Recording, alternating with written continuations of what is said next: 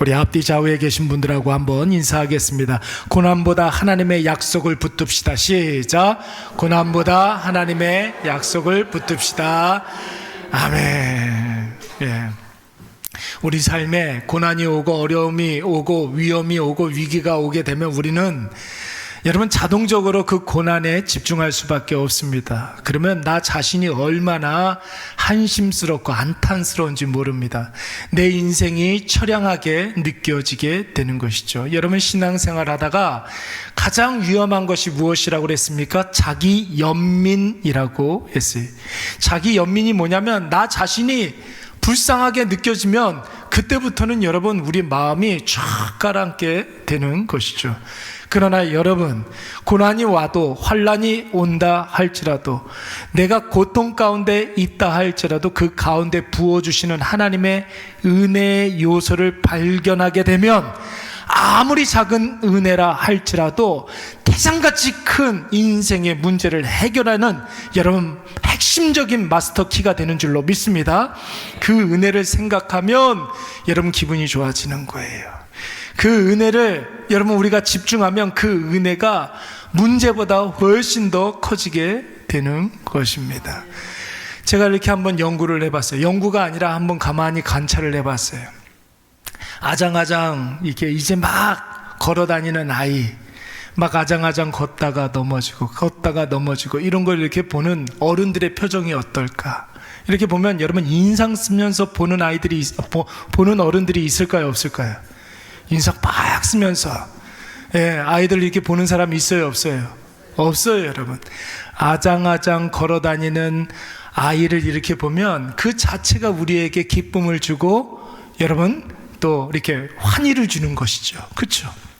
그거 이렇게 보고 있으면 내 삶에 여러 가지 문제가 있다 할지라도 어느새 여러분 우리 마음속에 기쁨이 이렇게 충만하게 되는 것입니다. 그와 같은 거예요, 여러분. 아주 작은 은혜의 요소 그거 하나 붙잡고 있으면 인생의 여러 가지 문제들을 여러분 우리가 이겨낼 수가 있습니다. 자, 오늘부터는 출애굽기 말씀을 묵상하도록 하겠습니다. 오늘은 출애굽기 첫 번째 시간으로 출애굽기의 서론 부분을 한번 묵상해 보도록 하겠습니다. 여러분 출애굽기 1장을 펼치고 설교 준비를 하는데 괜히 출애굽기를 한다고 그랬나 하는 그런 생각이 들었습니다. 왜냐하면 출애굽기 1장 말씀을 이렇게 보시면은 하나님의 백성 이스라엘 백성들이 애굽에서 종살이하는 모습이 나오는데 여러분 출애굽기 1장의 핵심 중요 메시지는 무엇이냐면 하나님 백성들이 당하는 고난의 문제예요. 하나님 백성들이 당하는 고난. 그런데 여러분 하나님 자녀의 고난, 지난 주일날 여러분 우리가 새로운 설교 시리즈를 시작을 했는데 베드로 전후서를 우리가 말씀을 묵상한다고 그랬습니다. 그러면서 제가 뭐라고 그랬냐면 여러분들 기억이 다 안 나시겠으니까 제가 말씀을 드리겠습니다. 그리스도인들의 고난의 문제를 한번 생각해 보도록 하겠습니다. 그랬단 말이에요. 주일날도 고난, 수요일날도 고난. 그러면 교회 올 때마다 고난 그럴 것 같아요. 여러분들의 마음이 조금 그럴까봐 이거 내가 출애굽기 성경을 좀 잘못 선정했나 그런 생각을 좀 했습니다. 근데 사실 여러분 그런 식으로 생각하면 성경 어디를 펼쳐도 고난과 무관한 말씀이 있을까요, 없을까요? 없어요. 여러분 성경은 우리의 인간이 당하는 고난의 문제에 대해서 관심이 굉장히 많습니다. 더욱이 우리가 하나님의 자녀여도 하나님이 우리와 날마다 함께해도 우리가 이 세상을 살아가는 이상 고난과 무관할 수가 없다라는 것이에요. 여러분 지난 주일날 말씀을 드렸던 것처럼 세상이 존재하고 추구하는 것과 인간이 존재하고 추구하는 것이 완전히 다르기 때문에 인간은 이 세상을 살아가는 어간, 고난을, 힘듦을 여러분 감당할 수밖에 없습니다. 이 세상에서 고난 없이 살려면 어떻게 해야 된다고 그랬습니까? 세상이 가는 방향하고 똑같이 가면 된다고 그랬어요. 세상이 존재하는 방식하고 똑같이 존재하면 여러분 우리는 고난 같은 거 별로 당하지 않는다는 것이죠. 그러나 그 끝은 여러분 명명백백합니다. 사망으로 끝나버리는 거예요. 멸망으로 끝나버리고 소멸해 버리는 것입니다. 사랑하는 여러분, 꼭 기억하시기 바랍니다. 하나님 자녀들이 고난을 대하는 방식은 고난이 있다고 해서 피하거나 고난을 절대로 외면하지 않습니다. 하나님과 동행하는 사람은 어려움, 힘듦, 고난 이런 것들이 면제되는 것이 아니에요. 우리가 하나님을 믿는다고 해서 인생에 고난이 없다 이렇게 이야기할 수 없습니다. 오히려 인생의 고난을 여러분 돌아가는 것이 아니라 피해가는 것이 아니라 우리 그리스도인들은 그 고난을 돌파하고 관통하는 그런 인생인 줄로 믿습니다. 여러분, 우리가 너무나 잘 아는 이사야서 43장 1절 말씀에 보면 굉장히 유명한 말씀이니까 우리 다 같이 한번 읽어보도록 하겠습니다. 야곱아, 시작. 야곱아, 너를 창조하신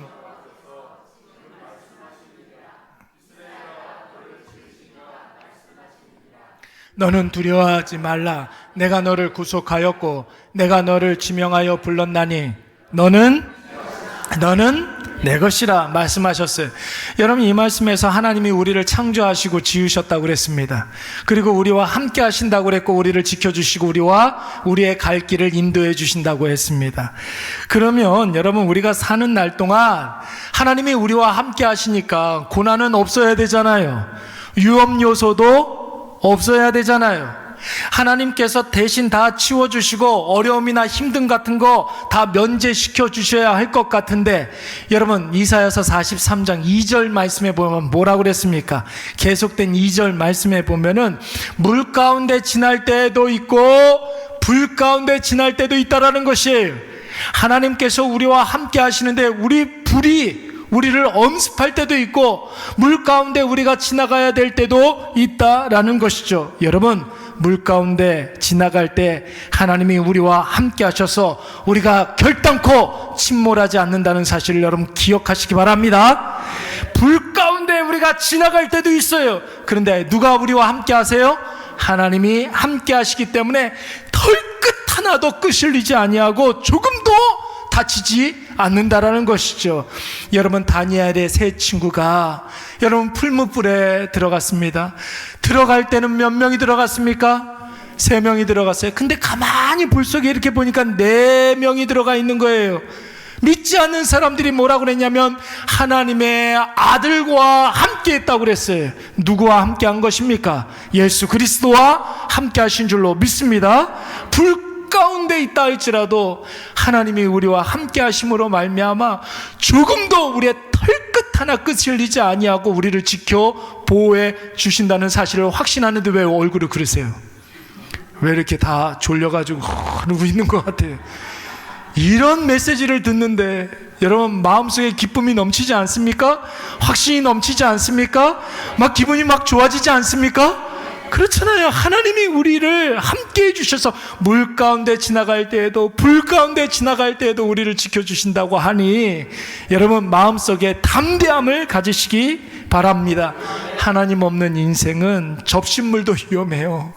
그렇죠? 하나님 없는 인생은 조그마한 성냥개비 하나도 위험하지만 하나님이 있는 인생은 태평양 한가운데 있어도 조금도 상하지 않아요. 여러분, 석 달 열을 불타는 산불 속에서도 절대로 위험하지 않는다라는 것이죠. 그러니까 하나님과의 동행은 고난 면제가 아니라 고난을 돌파하는 여러분 놀라운 은혜가 있다라는 사실을 여러분 꼭 기억하시기 바랍니다. 여러분, 고난이 한 번만 옵니까? 그렇지 않잖아요. 한 번 고난을 이겨내면 다음에 오는 고난은 이길 확률이 높습니까? 질 확률이 높습니까?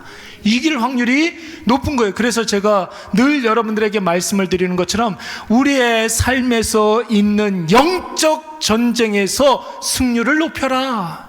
승률을 높여라. 승률을 높이면 여러분 어떤 상대가 온다 할지라도 자신감이 있죠. 담대함이 있죠. 누구든 덤벼라. 할렐루야. 내가 예수 그리스도와 함께 있으니 우리는 반드시 승리한다. 이미 승리한다. 여러분 이 확신을 가지시기 바랍니다. 여러분 어떻습니까? 세상 살면서 물이 뭔지도 모르고 불이 뭔지도 모르고 아무것도 모르고 상관없이 사는 것이 더 좋습니까? 아니면 물이 와도 통과하고 불이 와도 돌파하는 삶을 사는 게 낫겠습니까? 이기는 삶이 낫지 않겠습니까?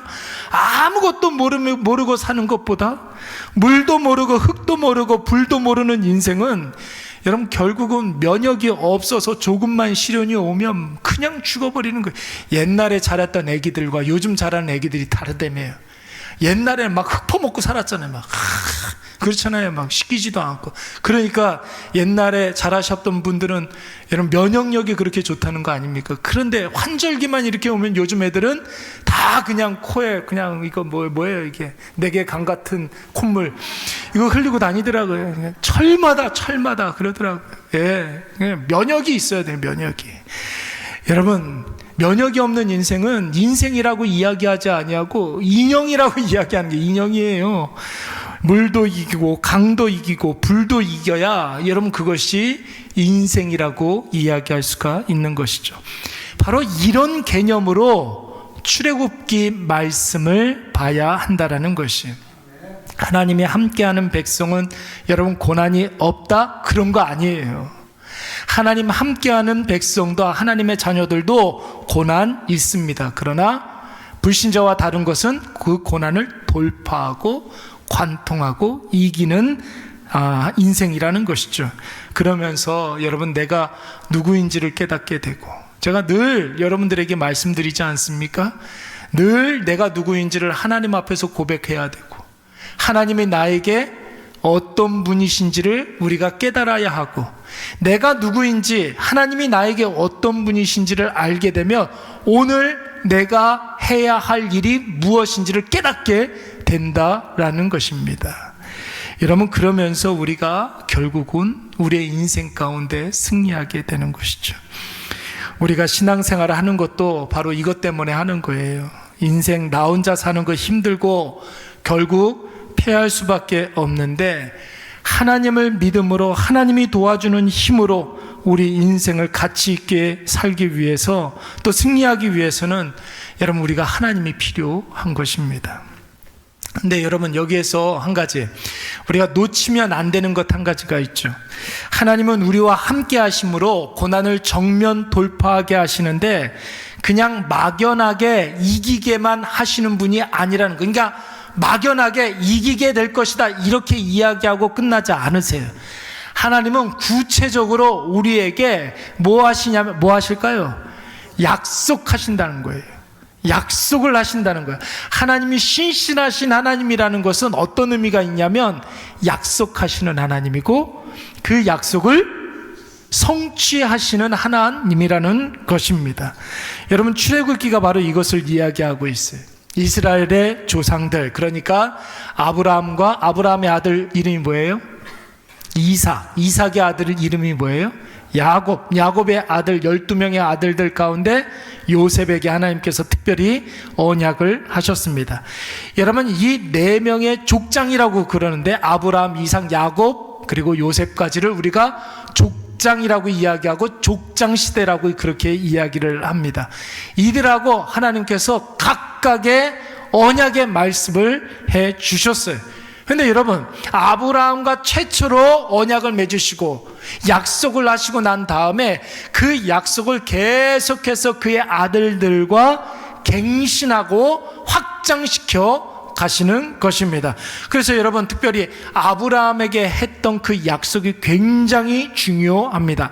아브라함에게 하나님께서 약속하신 말씀이 창세기 15장 말씀에 나와 있는데, 하나님이 아브라함을 데리고 나와서 밤하늘의 별들을 바라보면서 이렇게 이야기하십니다. 3가지를 약속하시는데, 첫째, 너를 통해서 반드시 하나님께서 아들을 주실 것이다 이렇게 약속을 하셨어요. 두 번째, 그 아들을 통해서 내 후손이 밤하늘의 별처럼 많아질 것이다. 이게 두 번째예요. 세 번째는 뭘까요, 여러분? 지금 네가 살고 있는 이 가나안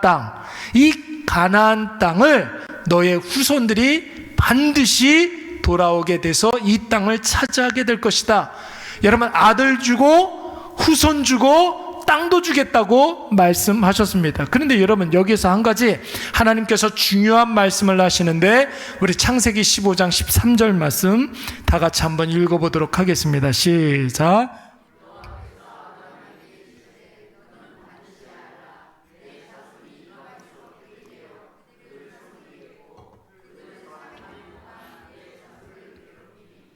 아멘. 여러분, 내 자손이 이방의 객이 되어서 그들을 섬긴다고 그랬어요. 무슨 생활한다는 것입니까? 노예 생활한다는 거예요. 몇 년 만에 돌아온다는 거예요? 400년 동안 내 자손을 괴롭힌다. 그렇게 했으니 여러분, 400년 만에 이 가나안 땅으로 돌아온다. 이렇게 말씀하고 있는 것입니다. 여러분, 이 말씀이 이루어졌습니까? 이루어지지 않았습니까? 이루어지게 되죠. 여러분, 오늘 본문 말씀 7절 말씀을 보면은 뭐라고 그랬냐면, 이스라엘 자손들이, 아브라함의 후손들이 생육하고 불어나서 번성하고 매우 강하여져서, 아니 좋다는 표현은 다 들어가 있어요. 생육하고 불어나 번성하고 매우 강하여져서 어디에 가득하게 되었더라? 온 땅에 가득하게 되었더라. 그러겠어요. 여러분, 아브라함의 약속이 성취되었습니까? 아니면 이루어지지 않았습니까? 성취되었습니다. 이스라엘 자손들이 밤하늘의 뭇별과 같이 된 거예요. 근데 여러분, 아직 가나안 땅에 돌아오지 못했죠. 바로 이 출애굽기서가 하나님께서 두 번째로 하셨던 그 약속의 말씀이 어떻게 이루어지는지를 보여주는 성경이 바로 이 출애굽기서가 되는 것입니다. 사랑하는 여러분 꼭 기억하시기 바랍니다. 하나님의 약속은 반드시 이루어지는 줄로 믿습니다. 우리에게 허락해 주신 하나님의 모든 말씀이 다 이루어지고, 여러분 지금도 이루어지고 있는 줄로 믿습니다. 이것 꼭 기억하고 있어야 돼요. 하나님의 말씀이 반드시 이루어진다는 것이죠. 근데 여러분 보세요. 제가 이런 이야기를 하면은 어떤 성도들은 하나님이 나에게 약속하신 것이 무엇인지를 잘 모르겠습니다, 이렇게 이야기하는 성도들이 있습니다. 여러분, 지금 이 자리에 계신 분들 가운데서도 그런 생각하시는 분들이 분명히 있을 거예요. 아브라함에게는 성경에서 분명히 아들 주고 후손 주고 땅 준다, 그렇게 분명히 명기했기 때문에 이것이 어떤 약속인지는 내가 알겠는데 나한테는 도대체 뭘 약속했는지 난 잘 모르겠습니다. 이런 분들 있을까요? 없을까요? 있죠. 제가 그랬어요, 옛날에. 제가 그랬어요. 아니 도대체 성경에 나오는 인물들에 대해서는 하나님께서 다 약속하신 바가 다 있는데 나한테는 도대체 뭘 약속했는지 모르겠어요. 나한테 음성으로 들려주신 것도 아니고 마음에 정말로 뭐 이렇게 선명하게 말씀을 이렇게 주신 것도 아니고 도대체 나한테는 무엇을 약속하신 것인가? 여러분,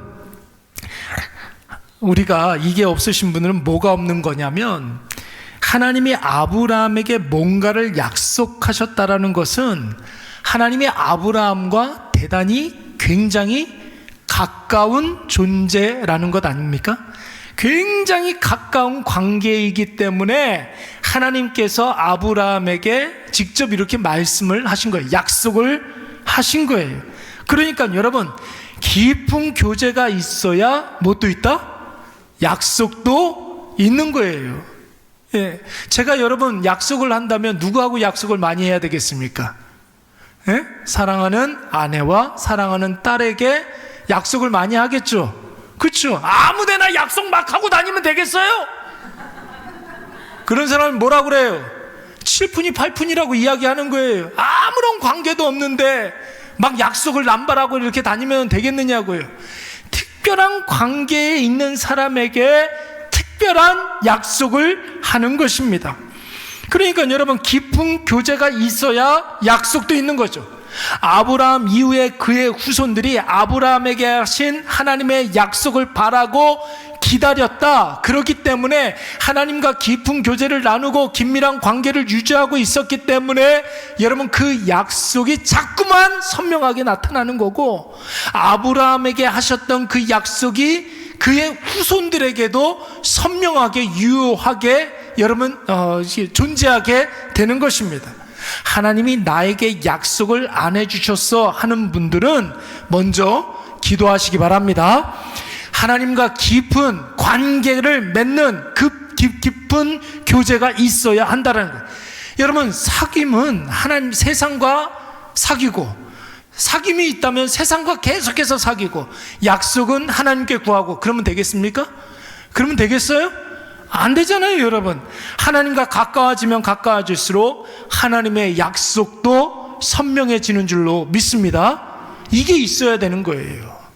하나님과 관계가 가까워지면 가까워질수록 하나님의 약속도 있는 것이다. 다시 이스라엘 백성들에게로 돌아와서 하나님의 아브라함에게 하신 약속이, 여러분 보세요. 아들을 주셨잖아요. 아브라함에게 아들 주셨고 이삭 주셨잖아요. 그리고 그 이삭을 통해서 여러분 그 약속 언약이 확장되지 않습니까? 그런데 여러분, 아직 이루어지지 않은 언약이 한 가지 있죠. 이스라엘 백성들이 아직 가나안 땅으로 돌아오지 못했습니다. 그런데 여러분, 하나님의 약속이 이루어지는 그 과정에서 여러분 광야길을 이렇게 거쳐서 오잖아요. 그러니까 하나님의 약속을 성취하는 데 있어서 그 과정 가운데 고난이 있습니까? 없습니까? 있죠. 하나님의 약속을 성취하는 그 과정에서 고난은 여러분 불가피한 것이 될 수가 있다라는 것이에요. 그러니까 여러분, 우리에게 이유가 없는 고난이 오면 어떻게 생각해야 될까요? 하나님의 약속이 지금 이루어지고 있구나, 이렇게 생각하시기 바랍니다.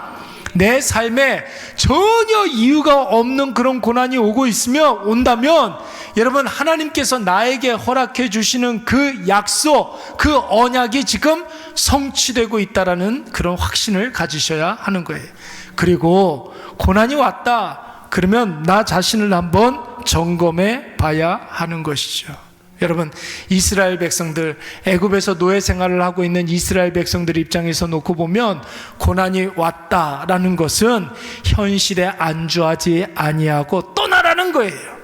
그러니까 가나안 땅을 받으려면 먼저 떠나야 된다라는 것을 의미하는 것이죠.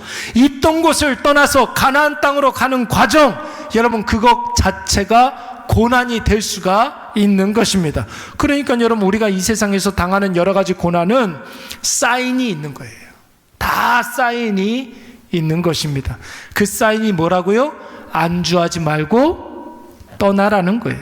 지금 하고 있는 그 생각에서 떠나라. 지금 하고 있는 그 일, 그 곳, 그 사람에게서 떠나라. 새로워져라. 다시 시작해라. 여러분, 이런 의미가 있는 줄로 믿습니다. 그게 바로 고난의 의미가 되는 것입니다.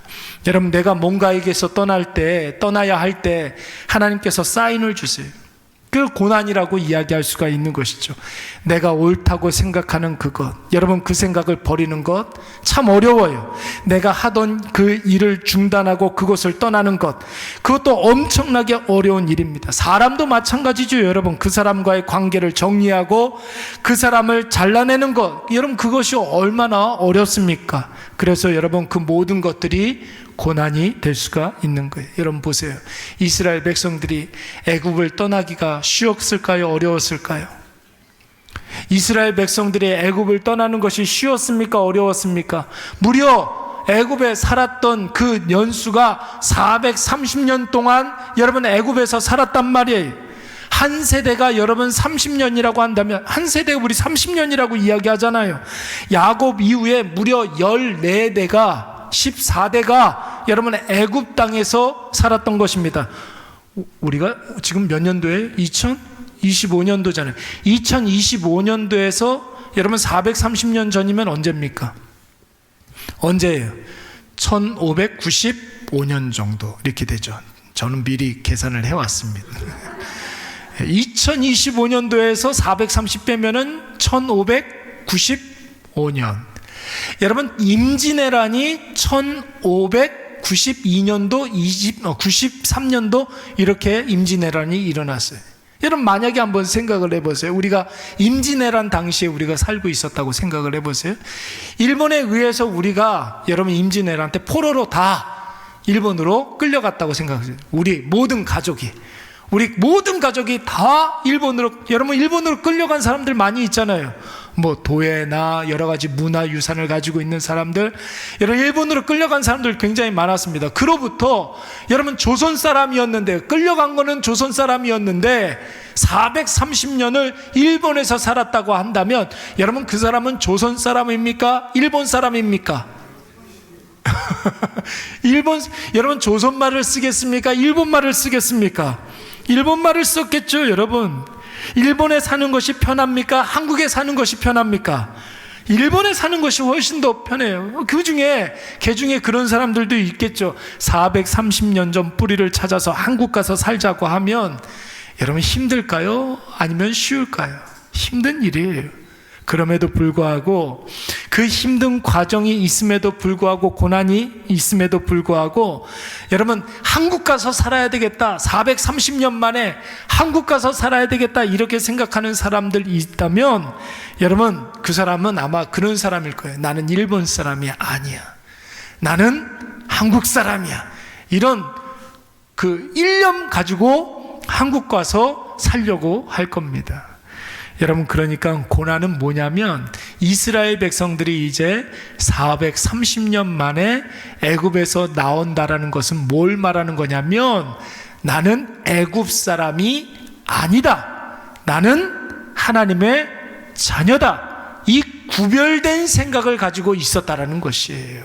430년 만에 애굽에서 나온다라는 것은 내가 애굽 사람이 아니라 하나님의 백성이다, 이 확신이 있었기 때문에 나는 그들과 달라, 나는 구별돼야 돼, 이것이 있었다라는 것이죠. 여러분 주일날에도 말씀을 드렸지만, 세상 살면서 고난이 없다, 힘듦이 없다 하는 사람들은 세상과 똑같은 거예요. 세상과 완전히 동화된 그런 존재, 악한 마귀와 같은 것을 추구하고 같은 방식으로 존재하는 사람은 이 세상에 살면서 전혀 고난이 없습니다. 하나님의 자녀로 애쓰며 수고하며 살아가는 그런 사람에게 고난이 있는 것이, 이스라엘 백성들이 출애굽해서 나갈 생각을 했었던 이유가 무엇입니까? 여러분 보세요. 애굽왕 바로가 이스라엘 백성들을 잘해줬으면 애굽에서 떠날 생각을 했을까요?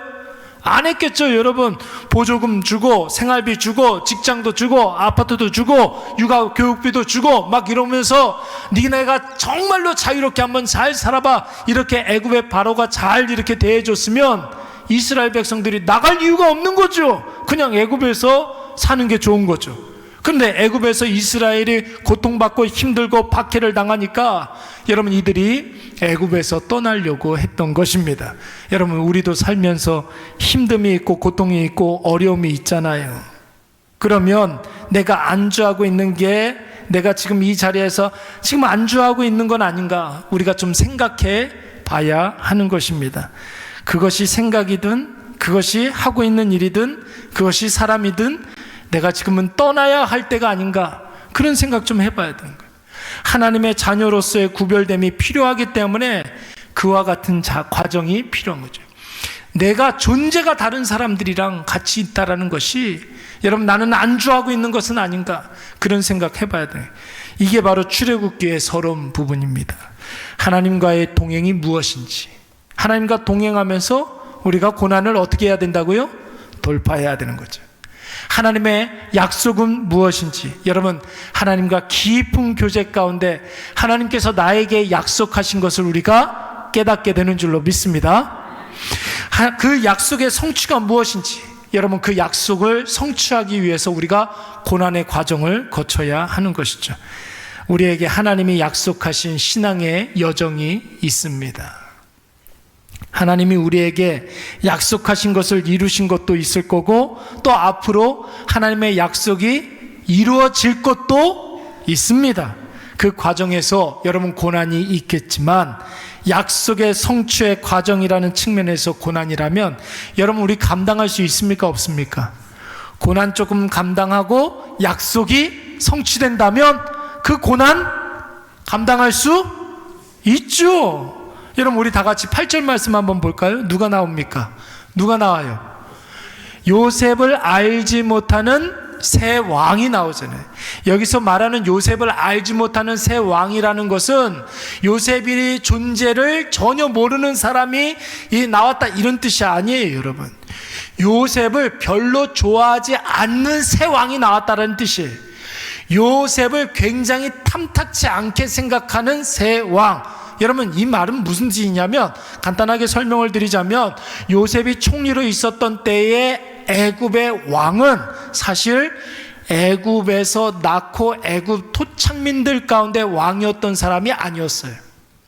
애굽을 다스리던 이방 민족이 애굽을 점령하면서, 여러분, 이방 사람이 그때의 애굽의 바로로 있었습니다. 그러니까 여러분, 요셉 같은 히브리인들, 이방 민족들에 대해서 굉장히 호의적이었던 거예요. 이방 민족을 애굽의 총리로 삼을 수가 있었던 것이죠. 그런데 여러분, 그로부터 430년이 지난 출애굽 당시에 애굽의 바로는 애굽에서 살고 있었던 토착민들의 왕조가 시작된 것입니다. 요셉이 총리로 있었을 때의 왕조는 이방 민족이 왕조였고, 지금 430년이 지난 지금의 왕조는 애굽의 토착민들이 세운 왕조였습니다. 그 왕조를 이집트 역사에서 여러분 18왕조라고 이야기하는데, 여러분 이집트를 이렇게 가보면은 여러 유물들이 이렇게 있잖아요. 피라미드도 있고 뭐 이렇게 스핑크스도 있고 또 무슨 유적이 있어요. 피라미드도 있고 두 개밖에 생각이 안 나네. 가본 적이 없어서. 거기서 나오는 유물들이 이렇게 보면은 거기서 나오는 로마의 파라오들, 이제 애굽의 파라오들 이렇게 이름들이 나오는데, 우리가 흔히 들었던 애굽의 파라오 이름 뭐가 있을까요? 아모세, 투투모세 뭐 이런 이름들이 있어요. 뭐 하셉수트, 뭐 아멘호텝, 뭐 이런 사람들, 뭐 투탕카멘 뭐 이런 거 있잖아요. 이게 다 18왕조에 속해 있는 여러분 애굽의 바로들입니다. 그러니까 그 나라를 이방 민족이 와서 다스리던 때에, 중국도 그런 거 있죠. 중국의 역사를 이렇게 보면은 어떤 나라들이 있습니까? 진 나라도 있고 한 나라도 있고 춘추 전국 시대도 있고 수, 당, 뭐 송, 요, 금, 뭐 원, 명청 뭐 이렇게 있는데, 여러분 중국도 이렇게 보면은요, 한족이 주를 이루지만 한족이 세운 나라는 별로 없어요. 한 3개 정도밖에 없는 것 같아요. 수나라, 송나라, 명나라, 이 3개밖에 없습니다. 한족이 세운 나라들은 다 거란이나 여진족이나 만주족이나 이런 나라들이 이제 많이 세운 거죠. 애굽도 마찬가지. 이 민족들이 애굽을 다스릴 때에는 이방 민족 출신들을 고관대작으로 이렇게 등용도 많이 했지만, 요셉처럼 토착 민족들이 애굽을 다스릴 때에는 또 이방 민족들이 득세할까봐 이방 출신들을 학대했던 것입니다. 여러분, 그 내용이 8절부터 10절까지의 말씀에 잘 나와 있는 것이죠. 여러분 한번 볼까요? 우리 8절부터 10절까지 말씀 한번 읽어보겠습니다. 요셉을 시작. 그가 그 백성에게 이르되 이 백성 이스라엘의 자손이 우리보다 많고 강하도다. 자, 우리가 그들에게 대하여 지혜롭게 하자. 두렵건대 그들이 더 많게 되면 전쟁이 일어날 때에 우리 대적과 합하여 우리와 싸우고 이 땅에서 나갈까 하노라 하고. 여러분, 그러니 이스라엘 백성들이 얼마나 힘들었겠습니까?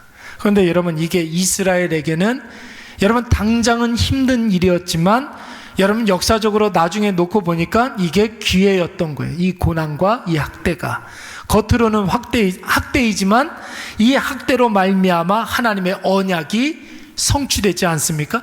여러분, 아까 전에도 말씀을 드렸던 것처럼 애굽의 바로가 이스라엘 백성들에게 잘해줬으면 애굽에 나갈 생각을 전혀 안 했겠죠. 그런데 이렇게 핍박을 하고 학대를 하니까 이스라엘 백성들이 이 애굽에서 나가야겠다라는 그런 생각을 하게 된 것입니다. 학대가 없었으면, 이 고난이 없었으면 그들에게는 언약도 성취되지 않는 거예요. 그 학대가, 그 핍박이, 그 고난이 이제 그들의 역사에 있어서 가장 중요한 출애굽으로 가는 하나의 중요한 시작점이 된 줄로 믿습니다. 여러분, 인생은 한 가지 면만 있는 게 아닙니다. 고난만 있는 게 아니에요, 여러분. 세상에 그런 고난은 없습니다. 고난 이면에 반드시 하나님의 은혜가 숨겨져 있는 줄로 믿습니다. 은혜의 요소를 찾아내서 그 은혜의 요소를 발견하고 집중하면 여러분, 고난 그거 별거 아닙니다. 아무리 작은 은혜라 할지라도 아무리 큰 고난을 이길 수가 있는 것이, 이게 바로 은혜의 능력이 되는 것입니다. 하나님 우리에게 약속하신 여러분 놀라운 그 언약을 이루어가는 과정이 되는 것이죠. 오늘 이것을 꼭 기억하셔서 이제 매주 수요일에 출애굽기 말씀을 묵상하게 될 터인데, 출애굽기 여러분 많이 읽어오시기 바랍니다.